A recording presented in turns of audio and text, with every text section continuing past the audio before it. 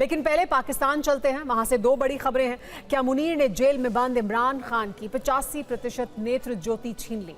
वहीं दावा है कि मुनीर ने पूर्व आर्मी चीफ बाजवा को उनके घर में ही सैनिकों से पिटवाया है। बुरी तरह जख्मी बाजवा अस्पताल में भर्ती हैं। पाकिस्तान में राजनीति से बेहद गंभीर और चौंकाने वाली खबर आई है। यह खबर पाकिस्तान के पूर्व प्रधानमंत्री और लंबे समय से जेल में बंद इमरान खान से जुड़ी हुई है। इमरान खान की दाहिनी आंख की लगभग 85% रोशनी चली गई है।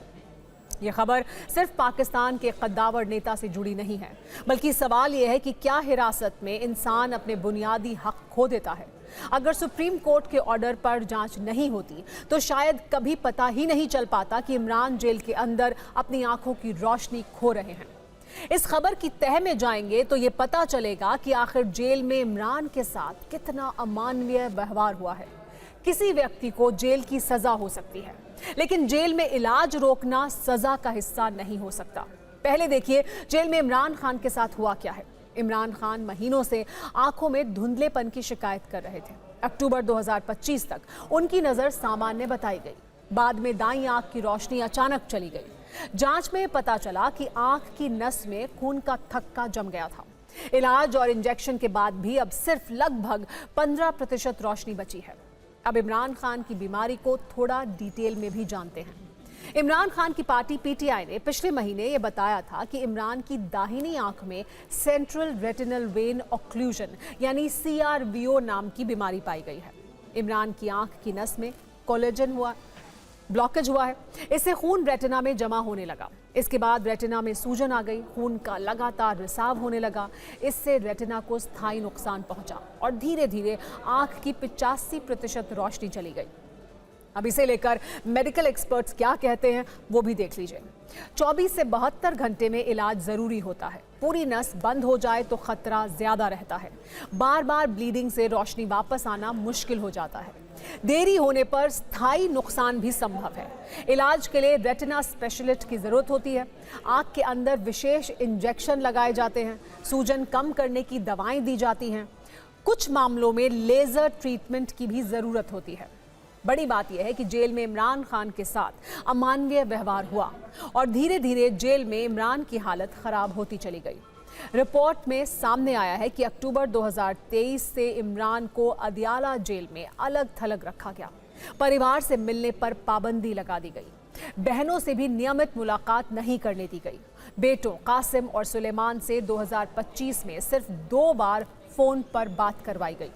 पिछले 5 महीनों से मुख्य वकील से मुलाकात नहीं होने दी गई। हालांकि जेल प्रशासन बदलने के बाद अब उन्हें पत्नी से हफ्ते में 1 बार 30 मिनट मिलने की अनुमति मिली है। वैसे हमने आपको कुछ दिन पहले ही ये बताया था कि 24 जनवरी की देर रात रावलपिंडी की अदियाला जेल की काल कोठरी का दरवाजा खुला, जिसमें इमरान खान कैद हैं। उन्हें काल कोठरी से बाहर निकाला गया। पूरे जेल की लाइटें बंद की गईं। जिस भी रास्ते से इमरान को ले जाया गया वहां पहले अंधेरा किया गया। ऐसा लगा जैसे किसी मरीज को नहीं बल्कि एक राज को छिपाया जा रहा हो। जेल के बाहर निकालकर इमरान को चुपचाप एक गाड़ी में बिठाकर इस्लामाबाद के एक अस्पताल में भर्ती करवाया गया।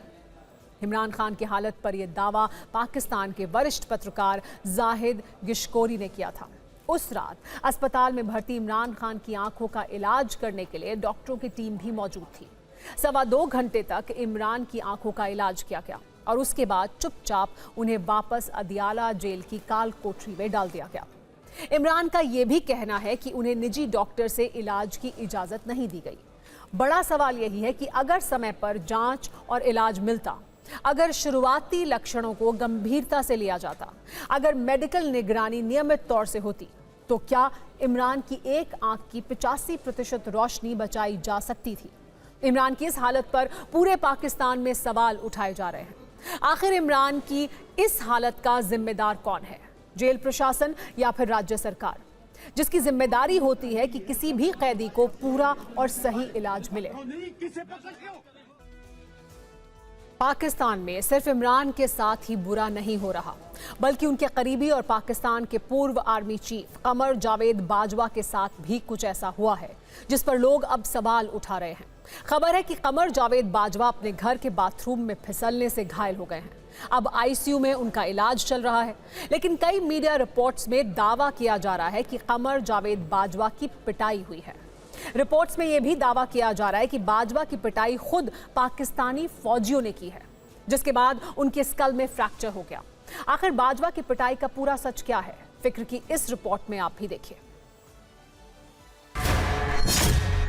क्या पाकिस्तान के आर्मी चीफ आसिम मुनीर चुन चुनकर अपने दुश्मनों से बदला ले रहे हैं? पहले कई महीनों तक तड़पाने के बाद इमरान खान ने अपनी एक आंख की 85% रोशनी गंवा दी।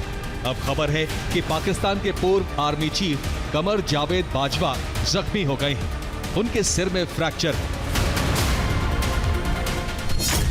कमर जावेद बाजवा वो शख्स हैं जिनके एक इशारे पर कभी पाकिस्तान में हुकूमतें बनती बिगड़ती रही। आज रावलपिंडी के कंबाइंड मिलिट्री हॉस्पिटल के आईसीयू में जिंदगी और मौत के बीच झूल रहे हैं। आधिकारिक बयान कहता है वो बाथरूम में फिसल गए, इसके बाद सिर में गंभीर चोट आई, स्कल फ्रैक्चर हुआ, उनका ऑपरेशन हो चुका है, लेकिन हालत अभी नाजुक है। कहानी सिर्फ इतनी भर नहीं है। कई मीडिया रिपोर्ट्स में दावा किया जा रहा है कि आसिम मुनीर ने अपने फौजियों से कमर जावेद बाजवा की पिटाई करवाई है। रिपोर्ट्स के मुताबिक बाजवा असल में बाथरूम में फिसलकर घायल नहीं हुए। जनरल बाजवा को 3 सैन्य कर्मियों ने घेर कर पीटा। उन्हें तब तक मारा गया जब तक उनकी खोपड़ी में फ्रैक्चर नहीं हो गया। सूत्रों के अनुसार 2022 में बाजवा ने आईएसआई को अधिकारियों को निशाना बनाने का आदेश दिया था जो तख्ता पलट का विरोध कर रहे थे। माना जा रहा है कि यह हमला उन्हीं पीड़ित अधिकारियों के परिजनों या जूनियर अफसरों ने किया है। खुद पाकिस्तान के पत्रकार बाजवा के इस तरह घायल होने पर सवाल उठा रहे हैं। उन्हें इसमें कोई साजिश लग रही है। जनरल बाजवा के आईसीयू के दरवाजे भले ही बंद हैं, लेकिन अटकलों के दरवाजे पूरी तरह खुले हैं। सोशल मीडिया पर सवालों की बाढ़ है। लोग सवाल कर रहे हैं कि क्या मुनीर अपने दुश्मनों से बदला ले रहे हैं। फिलहाल पाकिस्तानी फौजियों की तरफ से बाजवा की पिटाई की पुष्टि नहीं हुई है, लेकिन सवाल उठाने वाले आसिम मुनीर को शक की निगाहों से देख रहे हैं। इमरान और बाजवा दोनों की जिंदगी में एक साथ इतनी मुश्किलें आना महज इत्तेफाक नहीं हो सकता। आपको बांग्लादेश लेकर चलते हैं। वहां सत्ता परिवर्तन हुआ है। यूं कहिए कि 2024 में शेख हसीना के तख्ता पलट के बाद पहली बार लोकतांत्रिक तरीके से चुनाव हुए, जिसमें बांग्लादेश नेशनलिस्ट पार्टी को बम्पर जीत मिली है। खालिदा जिया के बेटे और बीएनपी अध्यक्ष तारिक रहमान बांग्लादेश के नए प्रधानमंत्री बनेंगे। कूटनीतिक संबंधों वाली उनकी ये नई फाइल कैसी होगी, इस चुनाव के नतीजों से भारत को क्या हासिल होगा और पाकिस्तान को कैसे 440 वोल्ट का करंट लग सकता है। शेख हसीना की सरकार गिराने वाले छात्र नेताओं की पार्टी एनसीपी और जमात का क्या हश्र हुआ और कथित शांति दूत यूनुस का क्या होगा। सबसे पहले आइए ये समझते हैं। इस चुनाव नतीजों में सबसे ज्यादा झटका जमात और छात्र नेताओं को लगा। हिंदुओं के खिलाफ हिंसा करने वाले जमात और छात्र नेताओं की पार्टी एनसीपी को आप क्रांति के भस्मासुर कह सकते हैं, जिन्होंने शेख हसीना की सरकार गिराने के लिए आजादी का नारा लगाया था, पर नियत में गुलामी और नफरत निकली, जिसका परिणाम नतीजों में भी दिखा। मोहम्मद यूनुस इस मामले में सबसे बड़े लूजर निकले। उन्हें शांति का नोबेल मिला था, लेकिन अल्पसंख्यकों की चीखें उन्हें पूरे कार्यकाल में सुनाई नहीं दी और अब आवाम ने उन्हें शांत कर दिया है। इसीलिए अब शांति दूत खामोश हैं। मुनीर ने बांग्लादेश को लेकर जो भारत विरोधी प्लान बनाया था, जमात को फंडिंग की थी, आईएसआई ने पूरे चुनाव को अपने हिसाब से मैनिपुलेट करने की कोशिश की थी। अब आईएसआई के उस प्लान पर लोकतांत्रिक बुलडोजर चल चुका है। इस नतीजे में पाकिस्तान भी सबसे बड़ा लूजर साबित हुआ है। बीएनपी अध्यक्ष तारिक रहमान जब बांग्लादेश के सियासी मैदान में धूल उड़ रही थी, तब ये खिलाड़ी 7 समंदर पार शतरंज की बिसात बिछा रहा था और सिर्फ एक चाल चलते ही पूरी सत्ता हाथ में आ गई। बात भारत की करें तो पाक परस्त जमात का शासन से दूर रहना भारत के हित में है। बीएनपी ने हिंदुओं की सुरक्षा की गारंटी दी है, भारत से संबंध सुधारने का वादा भी किया है, जिससे पाकिस्तान को 440 वोल्ट का करंट लग सकता है। बांग्लादेश चुनाव नतीजों के हाई पॉइंट्स क्या हैं, आइए अब जरा वो भी देख लेते हैं। देखिए, पहली बात, बांग्लादेश में बीएनपी की 20 साल बाद पूर्ण बहुमत से सरकार होगी। इससे पहले खालिदा जिया आखिरी बार अक्टूबर 2001 से अक्टूबर 2006 तक प्रधानमंत्री रही थी। दूसरी बात, बांग्लादेश में 35 साल बाद कोई पुरुष निर्वाचित तरीके से प्रधानमंत्री बनेगा। ऐसा इसलिए है क्योंकि 1991 से लेकर 2024 तक लगातार बांग्लादेश में 2 महिलाओं का ही राज रहा। कभी खालिदा जिया पीएम रही तो लंबे वक्त तक शेख हसीना प्रधानमंत्री रही। तीसरी बात, इस चुनाव में बीएनपी सबसे बड़ी पार्टी बनकर उभरी। प्रथम ओलो के मुताबिक 299 सीटों में से बीएनपी गठबंधन को 212 सीटें मिली हैं। उसने बहुमत के लिए जरूरी 150 के आंकड़े को पार कर लिया है। चौथी बात यह है कि जमाते इस्लामी के नेतृत्व वाले 11 दलों के गठबंधन को 77 सीट ही मिली हैं। जमात पहली बार बांग्लादेश में मुख्य विपक्षी पार्टी है, लेकिन सरकार चलाने और बांग्लादेश में शरिया कानून लागू करने वाली मनमानी का उसका सपना चकनाचूर हुआ है। और पांचवी बात, पीएम मोदी ने तारिक रहमान से फोन पर बात करके उन्हें जीत की बधाई दी है। दोनों देशों के ऐतिहासिक और सांस्कृतिक इतिहास का हवाला देकर बेहतर रिश्ते बनाने की बात कही है। और पश्चिम बंगाल की मुख्यमंत्री ममता बनर्जी ने भी तारिक रहमान को भाई कहकर उन्हें जीत की बधाई दी है। तारिक रहमान बांग्लादेश के पीएम बनेंगे तो बांग्लादेश में जमात के सताए पीड़ित हिंदुओं के लिए हालात बदल सकते हैं, क्योंकि बीएनपी के घोषणा पत्र में इसका वादा था। इसी का फायदा बीएनपी को हिंदू बहुल सीटों पर जीत से मिला है। बीएनपी ने अपने घोषणा पत्र में यह वादा किया था कि हिंदुओं और दूसरे अल्पसंख्यकों की जान, संपत्ति और पूजा स्थलों की सुरक्षा के लिए सख्त कानून बनाए जाएंगे। इसी गारंटी के बिना पर तारिक रहमान की पार्टी ने हिंदू बहुल सभी सीटों पर कब्जा जमाया। बांग्लादेश की करीब 8% हिंदू आबादी का पूरा वोट बीएनपी की तरफ शिफ्ट हो गया, जो पहले आवामी लीग को जाता था। आवामी लीग इस बार चुनाव नहीं लड़ी है।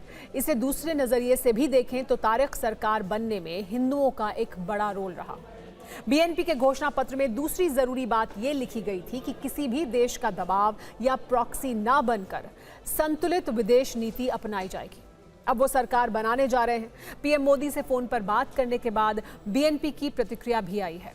बीएनपी की राष्ट्रीय स्थायी समिति के सदस्य और वरिष्ठ नेता नजरुल इस्लाम ने भरोसा दिलाया है कि तारिक रहमान के नेतृत्व में दोनों देशों और वहां के लोगों के बीच के रिश्ते और मजबूत होंगे। यानी बीएनपी सरकार बनने से पाकिस्तान के भारत विरोधी मंसूबों पर पानी फिर सकता है।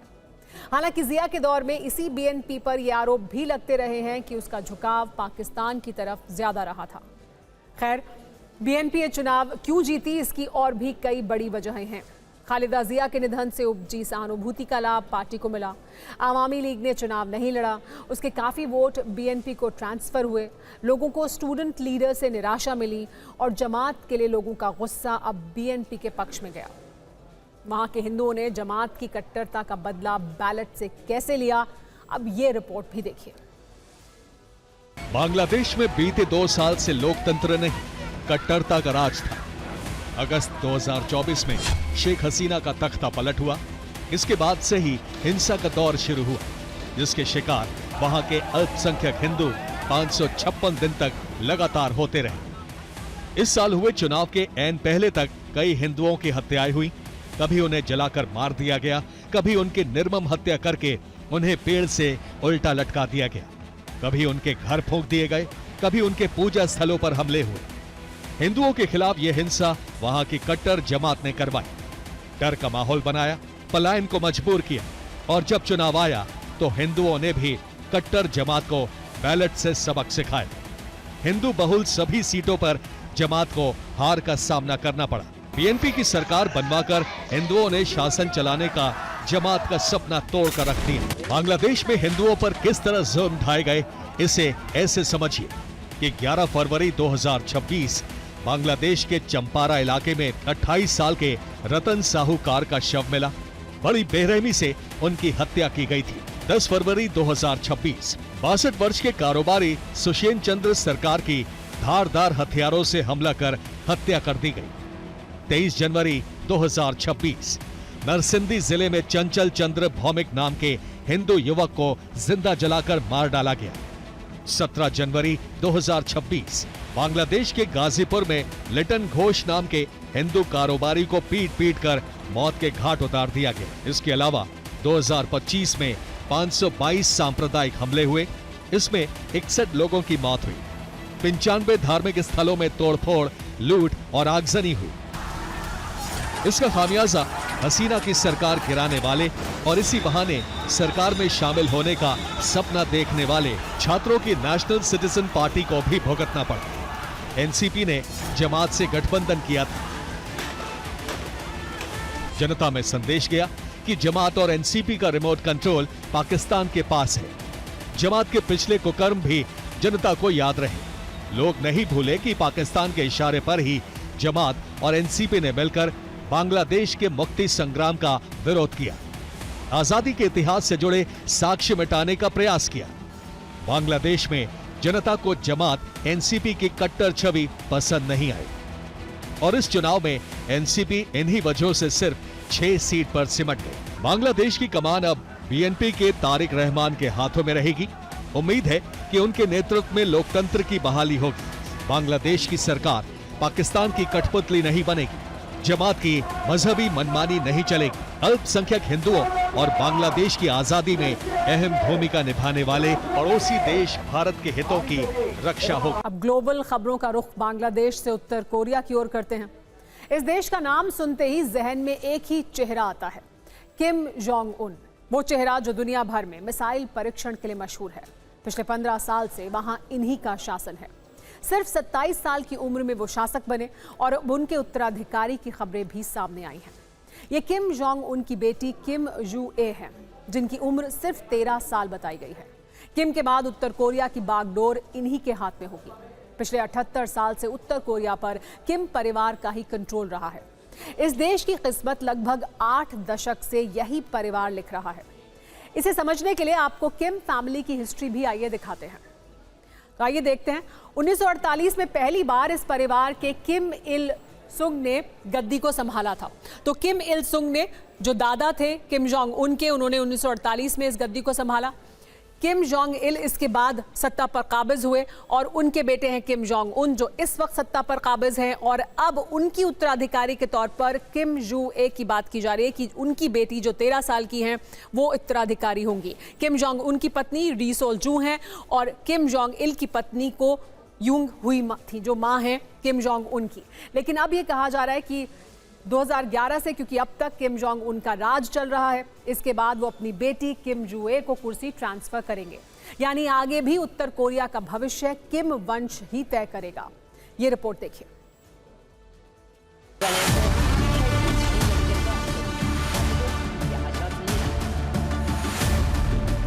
उत्तर कोरिया में ऐतिहासिक परिवर्तन की शुरुआत होने वाली है। रहस्यों से भरा वो मुल्क जिस पर कभी किसी महिला ने हुकूमत नहीं की, वहां तस्वीर बदलने की परंपरा शुरू हो सकती है। इस बदलाव का पहला चेहरा मौजूदा शासक किम जोंग उन की 13 साल की बेटी किम जू ए होंगी। अपने पिता के बाद वो देश की सबसे पावरफुल लीडर बनकर उभर रही हैं। नॉर्थ कोरिया के पड़ोसी और उसके दुश्मनों में एक साउथ कोरिया की खुफिया एजेंसी NIS की ताजा रिपोर्ट में इस बात के सबूत मिले। खुफिया रिपोर्ट में दावा है कि किम ने अपनी टीनेजर बेटी को आधिकारिक तौर पर अपना उत्तराधिकारी बनाने का फैसला कर लिया है। उनको बाकायदा उसकी ट्रेनिंग भी दी जा रही है। जब से वो अपने पिता के साथ पब्लिक इवेंट्स में दिखने लगी, तभी से उनके राजनीतिक करियर को लेकर कयास लगाए जा रहे थे। ये तस्वीर 2022 की है, जब पहली बार दुनिया की नजर किम जोंग उन की बेटी पर पड़ी। मौका था उत्तर कोरिया की सबसे घातक इंटरकॉन्टिनेंटल बैलिस्टिक मिसाइल के परीक्षण का। यानी प्रजा के सामने उनकी झलक किसी सार्वजनिक सभा से नहीं, बल्कि ICBM वासोंग 17 के लॉन्च से दिखाई गई। इसलिए मीडिया में उन्हें न्यूक्लियर प्रिंसेस कहा जाता है। शायद उस वक्त किसी ने सोचा नहीं होगा कि ये लड़की धीरे धीरे अपने पिता के साए में शासन प्रशासन की ट्रेनिंग ले रही है। इसके बाद हर बड़े मौके पर किम जू ए के देखने का सिलसिला शुरू हो गया। कभी सैन्य परेड तो कभी हथियार परीक्षण, कभी परमाणु फैक्ट्री तो कभी राष्ट्रीय कार्यक्रमों में उन्हें अपने पिता के साथ देखा जाने लगा। वो न सिर्फ अधिकारियों के बीच बैठी बल्कि उन्हें निर्देश देते हुए भी नजर आए, बिल्कुल एक मजे हुए लीडर की तरह। उनके उत्तराधिकार की अटकलें तब और तेज हो गई जब पिछले साल सितंबर में चीन से ये तस्वीरें आई। मात्र 12 साल की उम्र में किम ने अपनी बेटी का डेब्यू ग्लोबल स्टेज पर कर दिया। ये डेब्यू भी किसी छोटे मोटे इवेंट में नहीं बल्कि चीन में हुए एससीओ समिट जैसे बड़े अंतर्राष्ट्रीय मंच पर हुआ। एससीओ समिट में हिस्सा लेने के लिए किम जोंग उन अपनी बेटी के साथ बीजिंग गए थे। किम जब अपनी बुलेट प्रूफ ट्रेन से उतरे तो उनके ठीक पीछे किम जू ए दिखे। ये पहला मौका था जब किम की बेटी को उत्तर कोरिया से बाहर किसी दूसरे देश में देखा गया, और वो भी इतने हाई प्रोफाइल इवेंट में। इस तस्वीर ने दुनिया को यह मैसेज क्लियर कर दिया कि 12 साल की यही बच्ची भविष्य में उत्तर कोरिया की बागडोर संभालेगी। यानी 3 पीढ़ियों से किम परिवार ही उत्तर कोरिया पर राज करता आया है और अब चौथी पीढ़ी में शासन करने के लिए किम जोंग उन अपनी बेटी को तैयार कर रहे हैं। नॉर्थ कोरिया के वो टॉप जनरल जो दुनिया को डराते हैं, इस बच्चे के आगे झुककर बात करते हैं, उनको सैल्यूट करते हैं। शायद वो भी 13 साल की इस बच्ची का हुक्म बजाने की ट्रेनिंग ले रहे हैं। हालांकि वहां के मीडिया ने किम की बेटी का नाम कभी नहीं बताया, उसे केवल उनकी सम्मानित या सबसे प्रिय संतान के रूप में ही बताया गया या दिखाया गया। ये माना जाता है कि उनका नाम किम जूए है। दुनिया को पहली बार 2013 में किम की बेटी की जानकारी मिली। उस वक्त अमेरिकी बास्केटबॉल स्टार डेनिस रॉडमैन राजधानी प्योंगयांग की यात्रा पर गए थे। डेनिस रॉडमैन ने किम जोंग उन से मुलाकात भी की थी। तब उन्होंने दुनिया को बताया था कि किम की एक बेटी है जिनका नाम जूए है, और उन्होंने किम की बेटी को गोद में खिलाया भी था। दक्षिण कोरिया की खुफिया एजेंसी NIS का मानना है कि उनका जन्म उसी वर्ष यानी 2013 में हुआ था। 2023 में दक्षिण कोरिया के जासूसों ने अपनी संसद को यह बताया था कि किम के 2 बेटे भी हैं। हालांकि इसकी पुष्टि आज तक नहीं हो पाई है। यानी उत्तर कोरिया जितना रहस्यों से भरा देश है, उतना ही किम का परिवार भी। जब तक किम चाहे ले तब तक आप किसी का चेहरा या फोटो तक नहीं देख सकते। भले ही उत्तर कोरिया में भुखमरी और गरीबी की खबरें सुर्खियों में रहती हैं, लेकिन किम परिवार की शानो चौकत में कोई कमी नहीं है। उनकी बेटी किम जूए लाखों रुपए का क्रिश्चियन डियोर का जैकेट पहनकर मिसाइल टेस्ट देखने जाती हैं। उनके चश्मे और घड़ियां भी लाखों की होती हैं। उत्तर कोरिया के प्रोपेगेंडा वीडियो में जूए को सफेद घोड़े पर सर पर दौड़ते दिखाया गया है। सफेद घोड़ा किम परिवार की रॉयल ब्लड लाइन यानी पाइकटू ब्लड लाइन का निशान है। जूए का हेयर स्टाइल और कपड़ों का ढंग बिल्कुल अपनी मां री सोल जू जैसा है। 13 साल की बेबी को जानबूझकर बड़ी उम्र का दिखाया जाता है ताकि जनता उन्हें अभी से अपने लीडर के रूप में स्वीकार कर ले। किम जोंग उन की बेटी की शिक्षा का रिकॉर्ड अभी अवेलेबल नहीं है। उन्हें घुड़सवारी और स्कीइंग का शौक है। खबर है कि किम अपनी बेटी को सरकार चलाने की ट्रेनिंग देने के साथ साथ कूटनीतिक दांव पेच भी सिखा रहे हैं। और अब प्रधानमंत्री के नए कार्यालय सेवा तीर्थ की बात करते हैं। प्रधानमंत्री नरेंद्र मोदी ने आज सेवा तीर्थ कॉम्प्लेक्स का उद्घाटन किया, जिसके साथ ही प्रधानमंत्री कार्यालय, नेशनल सिक्योरिटी काउंसिल सचिवालय और कैबिनेट सचिवालय तीनों इस नए भवन में शिफ्ट हो गए। नए कॉम्प्लेक्स में सेवा तीर्थ की पट्टिका लगी है, जिसके नीचे नागरिक देवो भव यानी नागरिक भगवान के समान है का मंत्र भी लिखा गया है। इस नए कार्यालय में पीएम मोदी ने आज 4 बड़े फैसले लिए, जिनमें अब सड़क हादसे में घायल पीड़ितों को इलाज के लिए 1.5 लाख तक का कैशलेस ट्रीटमेंट मिलेगा। लखपति दीदी योजना का लक्ष्य दोगुना कर 3 करोड़ से 6 करोड़ करने का निर्णय लिया गया है। प्रधानमंत्री ने एग्रीकल्चर इंफ्रास्ट्रक्चर फंड को 1 लाख करोड़ से बढ़ाकर 2 लाख करोड़ रुपए करने को मंजूरी दी है। और चौथे फैसले में पीएम मोदी ने 10,000 करोड़ रुपए से startup India fund of funds 2.0 को मंजूरी दी है। सेवा तीर्थ कॉम्प्लेक्स में कुल 3 इमारतें हैं, सेवा तीर्थ 1, सेवा तीर्थ 2 और सेवा तीर्थ 3। सेवा तीर्थ 1 में पीएमओ है, सेवा तीर्थ 2 में कैबिनेट सचिवालय और सेवा तीर्थ 3 में NSCS और राष्ट्रीय सुरक्षा सलाहकार अजीत डोभाल का ऑफिस है। ये सभी ऑफिस पहले अलग अलग जगहों पर थे। कैबिनेट सचिवालय सितंबर 2025 में ही सेवा तीर्थ 2 में शिफ्ट हो चुका है। आज पीएमओ के साथ NSCS और राष्ट्रीय सुरक्षा सलाहकार का ऑफिस भी यहां शिफ्ट हो गया है। आज 13 फरवरी है। पीएमओ और मंत्रालयों का पता 13 फरवरी को बदला है। 1931 में इसी दिन नई दिल्ली का भारत की आधुनिक राजधानी के रूप में उद्घाटन हुआ था। हम आपको ग्राफिक्स के जरिए भी आइए दिखाते हैं कि राष्ट्रपति भवन से इंडिया गेट तक का 3 किलोमीटर का एरिया अब तीर्थ भवन बनने के बाद कैसा है। तो देखिए, आइए हम आपको दिखाते हैं कि दरअसल अब जो ये इलाका है, जो 3 किलोमीटर का एरिया है, वो किस तरह का हो गया है। ये है नया संसद भवन, इसके बाद केंद्रीय सचिवालय यहाँ पर आ चुका है। पीएम, प्रधानमंत्री और उपराष्ट्रपति का जो नया निवास है वो यहाँ पर मौजूद है। ये दोनों प्रधानमंत्री का निवास और उपराष्ट्रपति का निवास होगा। नई पीएमओ बिल्डिंग जो है वो देखिए, वो यहाँ पर है। ये है नई पीएमओ बिल्डिंग। रक्षा भवन यहाँ पर मौजूद है। इंडिया गेट यहाँ पर है, जो आप हमेशा से देखते रहे। तो ये जो अब पूरा रास्ता है, इस पर इस तरह का ये पूरी तस्वीर उभर कर सामने आएगी। इस तरह से पूरी तरह से ये 3 किलोमीटर का इलाका बदल जाएगा। दुर्भाग्य है, आजादी के बाद भी हमारे यहां गुलामी के प्रतीकों को ढोया जाता रहा। प्रधानमंत्री निवास जहां है उसे रेस कोर्स कहा जाता था। उपराष्ट्रपति के लिए कोई निवास स्थान तय ही नहीं था। राष्ट्रपति भवन तक आने वाले रास्ते को लोकतंत्र में राजपथ कहा जाता था। कहते हैं ना, समय का चक्र कभी भी एक जैसा नहीं रहता।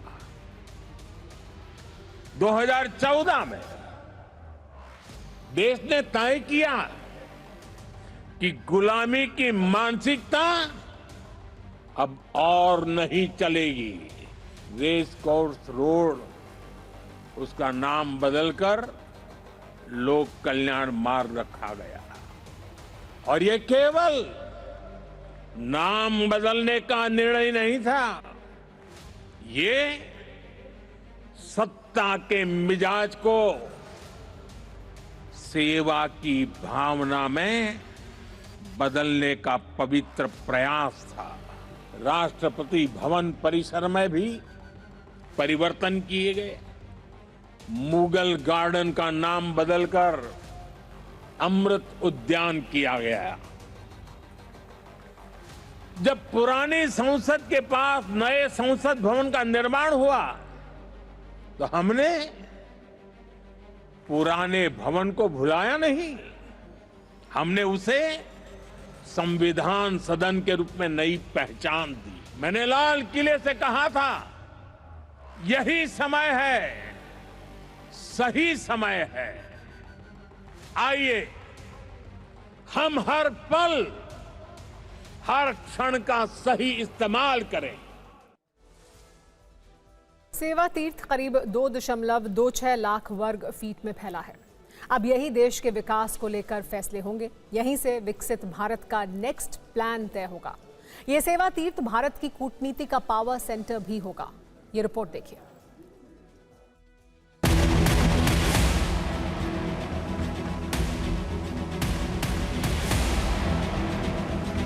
मेरे पीछे आप तस्वीर देख रहे हैं, ये सामने आप देखेंगे तो आज़ादी से लेकर के अब तक प्रधानमंत्री कार्यालय यहीं पर रहा है और पावर सेंटर को और भी आधुनिक बनाया गया। वो तस्वीरें हम आपको दिखा रहे हैं, वही जगह दिखाइए। सामने आप जो बिल्डिंग देख रहे हैं, यही है वो सेवा तीर्थ, जहां पर अब न सिर्फ पीएम कार्यालय बल्कि राष्ट्रीय सुरक्षा परिषद सचिवालय और कैबिनेट सचिवालय का एक साथ दफ्तर होगा, जो कि अब से पहले अलग अलग थे, जिससे काम को स्मूथली करने में दिक्कतें आती थी, लेकिन अब इसे और भी आधुनिक बनाया जा रहा है। सामने जो आप तस्वीर देख रहे हैं, यही सेवा तीर्थ है। और आपको बता दें कि इसके अंदर जो है 3 जो है होंगे सेवा तीर्थ 1, 2 और 3। सबसे पहले सेवा तीर्थ 1 में प्रधानमंत्री कार्यालय होगा, वहीं 2 में कैबिनेट सचिवालय का नया मुख्यालय और 3 में राष्ट्रीय सुरक्षा परिषद सचिवालय और राष्ट्रीय सुरक्षा सलाहकार का कार्यालय होगा। और आपको बता दें कि ये 2.26 लाख वर्ग फुट में फैला है और तकरीबन 1189 करोड़ रुपए की लागत से बना है।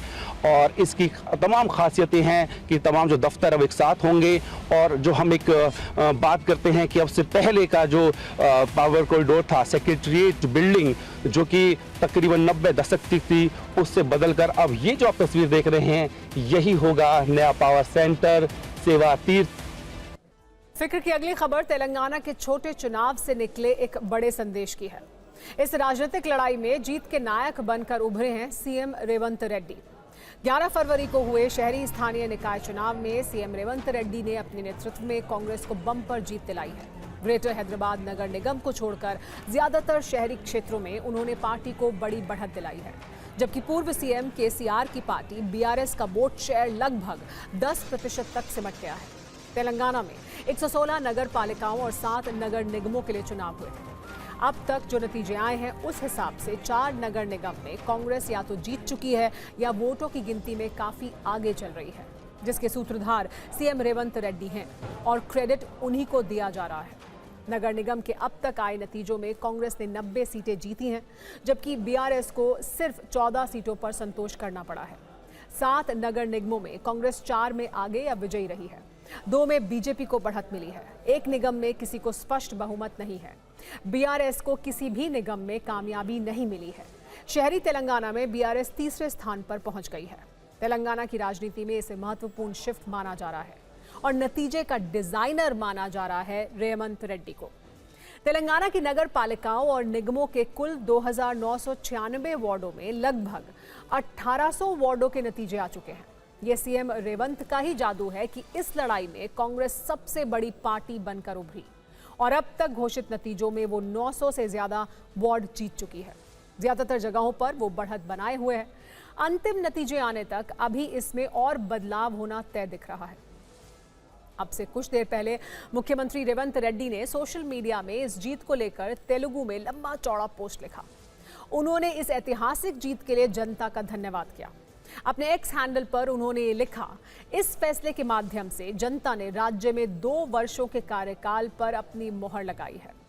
इस दौरान गरीबों और मध्यम वर्ग के कल्याण से लेकर विश्व स्तरीय योजनाओं को लागू किए जाने तक जनता ने अपनी स्वीकृति दी है। इस जीत ने हमारी जिम्मेदारी को और भी बढ़ा दिया है। दिसंबर 2023 के विधानसभा चुनावों के बाद राज्य के लिए ये पहला बड़ा चुनाव और रेवंत रेड्डी का राजनीतिक टेस्ट था। नतीजों से साफ संकेत मिल रहे हैं कि तेलंगाना में उनकी लीडरशिप में कांग्रेस लगातार मजबूत हो रही है। 2024 के आम चुनावों और उपचुनावों में भी बीआरएस को झटके लगे थे। ग्रामीण निकाय चुनावों में कांग्रेस समर्थित उम्मीदवारों की बढ़त ने भी रेवंत रेड्डी की पकड़ को मजबूत किया है। रेवंत रेड्डी को मुख्यमंत्री पद संभाले 2 वर्ष हुए हैं। 2014 में अलग तेलंगाना राज्य बनने के बाद से कांग्रेस कभी वहां मजबूत नहीं हो पाई। 2023 में पहली बार कांग्रेस को जीत मिली और रेवंत रेड्डी मुख्यमंत्री बने। उन्होंने अपनी लीडरशिप में राज्य को नई दिशा दी, विकास के नए प्लान बनाए और तेलंगाना को उस पथ पर लेकर आगे बढ़े। मुख्यमंत्री रेवंत रेड्डी ने पद संभालने के 2 वर्षों के भीतर ही स्पष्ट विकास योजना और वैश्विक दृष्टिकोण के साथ शासन व्यवस्था को नया रूप दिया है। दीर्घकालिक विकास के लिए एक दूरदर्शी विजन 2047 की रूपरेखा भी तैयार की है। दावोस समेत कई ग्लोबल मंचों पर तेलंगाना को प्रोजेक्ट किया है। निवेश संबंधी प्रयासों और राजनयिक संपर्कों के माध्यम से तेलंगाना की छवि को बेहतर बनाया है। कल्याणकारी योजनाओं के साथ रोजगार पर फोकस किया है, जिससे महिला, किसान और युवाओं को फायदा मिला। इसीलिए रेवंत रेड्डी की अगुवाई में शहरी स्थानीय निकाय चुनावों में मिली ये शानदार जीत महज चुनावी सफलता नहीं, बल्कि प्रगतिशील नेतृत्व, समावेशी विकास और भविष्य के लिए तैयार तेलंगाना की जीत मानी जा रही है, जिसके सूत्रधार रेवंत रेड्डी को माना जा रहा है। सरकार का कहना है कि पारदर्शिता और जवाबदेही के कारण रेवंत रेड्डी सरकार पर लोगों का भरोसा बढ़ा है। कांग्रेस ने इस जनादेश को विकास, स्थिरता और समावेशी शासन के पक्ष में जनता की मोहर बताया है। अगली खबर की बात करते हैं, जिसका एपिसेंटर है यूपी विधानसभा। विधानसभा में उत्तर प्रदेश के मुख्यमंत्री योगी आदित्यनाथ ने आज ज्योतिर्मठ पीठ के शंकराचार्य स्वामी अभिमुक्तेश्वरानंद पर तल्ख टिप्पणी की। उन्होंने कहा कि हर व्यक्ति शंकराचार्य नहीं लिख सकता, मर्यादाओं का पालन सबको करना होगा। उनकी ये टिप्पणी प्रयागराज के माघ मेले के दौरान शुरू हुए विवाद पर आई है। यहाँ आपको इसका संदर्भ याद दिला देते हैं। माघ मेले के दौरान प्रयागराज में संगम तट पर मौनी अमावस्या के दिन शंकराचार्य अभिमुक्तेश्वरानंद करीब 200 समर्थकों के साथ रथ और पालकी पर सवार होकर संगम स्नान के लिए निकले थे। पुलिस ने भीड़ का हवाला देते हुए उन्हें रोक दिया था। इस दौरान उनके कुछ शिष्यों के साथ पुलिस की बदसलूकी की तस्वीरें भी वायरल हुई थी। इस घटना के बाद स्वामी अभिमुक्तेश्वरानंद ने यह आरोप लगाया था कि प्रशासन ने जानबूझकर उनके समर्थकों पर कार्रवाई की और हमला किया। स्वामी अभिमुक्तेश्वरानंद कई दिनों तक प्रयागराज में अपने शिविर पर धरने पर बैठे रहे और अंत में बिना स्नान किए वहां से लौट गए। लेकिन कुछ दिन पहले टीवी9 भारतवर्ष के कैमरे पर उन्होंने इस विवाद को खत्म करने का ऐलान किया था। इसी दौरान स्वामी अभिमुक्तेश्वरानंद ने उन लोगों को भी जवाब दिया था जो लोग उनके शंकराचार्य होने पर अक्सर सवाल उठाते हैं। आपको योगी आदित्यनाथ का आज का बयान और स्वामी अभिमुक्तेश्वरानंद का टीवी9 के कैमरे पर दिया बयान, ये दोनों सुनने चाहिए। हर व्यक्ति शंकराचार्य नहीं लिख सकता। हर व्यक्ति हर पीठ के आचार्य के रूप में जाकर के जहां तहां वातावरण खराब नहीं कर सकता। उन मर्यादाओं का पालन सबको करना होगा। और अगर वो शंकराचार्य थे तो क्यों आप लोगों ने लाठीचार्ज किया था वाराणसी में? क्यों एफआईआर लॉन्च किया था? आप नैतिकता की बात करते हैं। आपको पूछना है, सपा के लोग पूछे, लेकिन हम लोग मर्यादित लोग हैं, कानून का शासन पर विश्वास करते हैं। जिस तरीके से शंकराचार्य अभिषिक्त होते आए हैं कि बाकी 3 पीठों के शंकराचार्य भी उनको एंडोर्स करें और फिर उनका पट्टाभिषेक हो, ये आपके पट्टाभिषेक के समय ये बात नहीं हुई। नहीं, ये सब हुआ है। जिसको जानकारी नहीं है वो कुछ भी कहे, उसका कोई लेना देना नहीं है।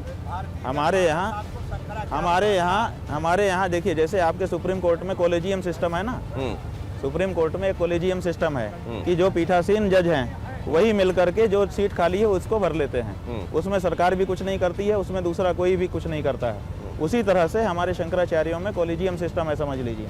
4 शंकराचार्य पीठ हैं। जब एक पीठ रिक्त होता है तो बाकी 3 मिलकर के उसमें व्यवस्था बना लेते हैं। कभी तीनों राजी होते हैं और जब तीनों राजी नहीं होते हैं तो बहुमत देखा जाता है कि 3 में से 2 किधर है। जिधर 2 होते हैं उसको मान्यता मिल जाती है।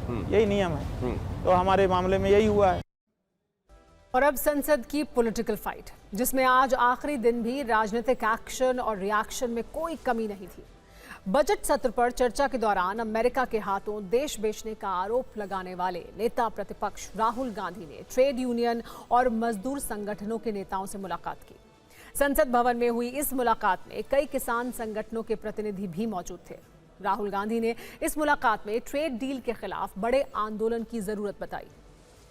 राहुल गांधी सरकार को घेरने की कोशिश में है, लेकिन सरकार दूसरे एंगल से राहुल गांधी को घेरने की कोशिश कर रही है।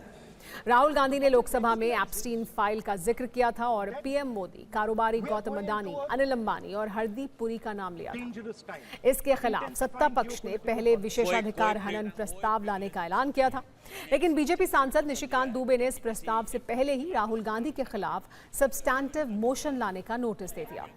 अब संसदीय कार्य मंत्री किरण रिजिजू का कहना है कि निशिकांत दुबे ने सब्सटैंटिव मोशन लाने का नोटिस दे दिया है तो सरकार विशेषाधिकार हनन प्रस्ताव नहीं लाएगी। ऐसा क्या हुआ कि सत्ता पक्ष विशेषाधिकार प्रस्ताव की जगह सब्सटैंटिव मोशन के जरिए राहुल गांधी को घेरना चाहती है? सब्सटैंटिव मोशन वो प्रस्ताव होता है जो सदन के सामने एक स्वतंत्र और पूर्ण प्रस्ताव के रूप में रखा जाता है ताकि उस पर चर्चा हो और सदन उससे सहमत या असहमत होने का फैसला ले सके। दरअसल संसदीय नियमों के अनुसार किसी भी सब्सटैंटिव मोशन को सदन में स्वीकार करना या अस्वीकार करना पीठासीन अधिकारी यानी लोकसभा अध्यक्ष के अधिकार क्षेत्र में आता है। सबसे पहले इस प्रस्ताव का नोटिस लोकसभा के महासचिव को दिया जाता है, जो संसदीय प्रक्रिया का अनिवार्य हिस्सा होता है। यदि लोकसभा अध्यक्ष प्रस्ताव को स्वीकार कर लेते हैं और सदन में इस पर चर्चा होती है तो इसे मतदान के लिए रखा जा सकता है। यदि सदन इस प्रस्ताव को पारित कर देता है तो लोकसभा अध्यक्ष आरोपों की जांच के लिए एक विशेष समिति का गठन कर सकते हैं। ये समिति मामले की विस्तृत जांच करेगी और तय समय सीमा के भीतर अपनी रिपोर्ट लोकसभा में पेश करेगी। रिपोर्ट पेश होने के बाद सदन एक बार फिर से इस पर चर्चा करेगा और समिति की सिफारिशों को स्वीकार या अस्वीकार करने का फैसला करेगा। यदि समिति गंभीर आरोपों को सही पाती है तो सदस्यता समाप्त करने जैसी कार्रवाई भी संभव हो सकती है। यानी राहुल गांधी को घेरने की कोशिश है।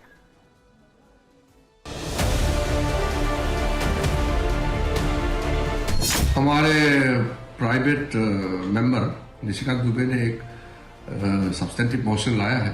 सरकार जो मोशन लाना था उसको हम अभी ड्रॉप किया है, एक सब्सटेंटिव मोशन लाया है, तो हमने सोचा कि इसको एडमिट होने के बाद हम तय करेंगे स्पीकर साहब से बात करके कि प्रिविलेज कमेटी में या इसको एक एथिक्स कमेटी में या सदन में सीधा हम इसको ला सकते हैं चर्चा के लिए भी। इस डील के खिलाफ जो लड़ रहे हैं राहुल जी, तो उन्होंने काम लड़ाई लड़ते रहेंगे, चाहे भले आप सदस्यता से निकाल दो। जिसको किसानी का औबोसो नहीं मालूम, जो बता दे,